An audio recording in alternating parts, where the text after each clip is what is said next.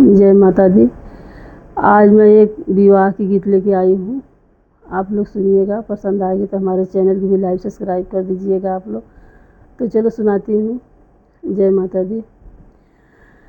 सांवर दुल्हिन हो चौक चढ़ी बैठै हो, सांवर दुल्हिन हो चौके पर बैठै हो, दुल्हा चलन ऋषियाई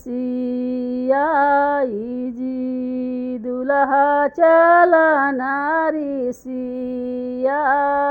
जी।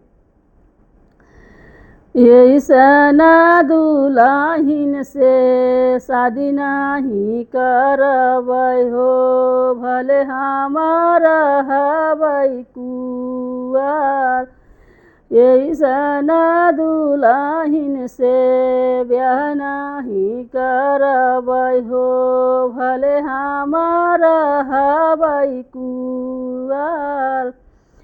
एतनी बचन जब सुननी है दुल्हिन हो, एतनी बचन जब सुननी है दुल्हिन हो,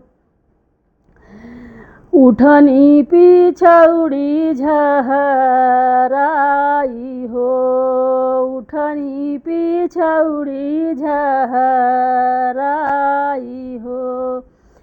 ऐसन दुल्हा से विवाह नहीं करबै हो, भले हम रहबै कुंवार। ऐसन दुल्हा से ब्याह नहीं करबै हो, भले हम रहबै कुंवार। तोहर त बाबा प्रभु हउँ हर जोतवा हो, चचा हउँ असली चामार। तोहर त बाबा प्रभु हउँ हर जोतवा हो, चचा हउँ असील चामार।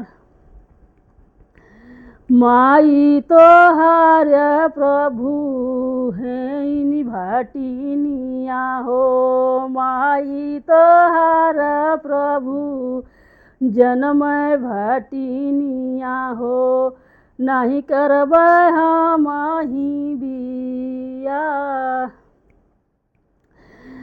बाबा त हउँ धन देशवा का राजा हो, बाबा त हउँ धन देशवा का राजा हो, चचा मोर हउँ सूबेदार। माई मोर हैं धन घरवा का रानी हो, माई मोर हैं धन घरवा का रानी हो, नहीं करबै हम बियाह जी, नहीं करबै हम बियाह जी। सांवर दुल्हिन चौके पर बैठै हो, सांवर दुल्हिन चौके पर बैठै हो।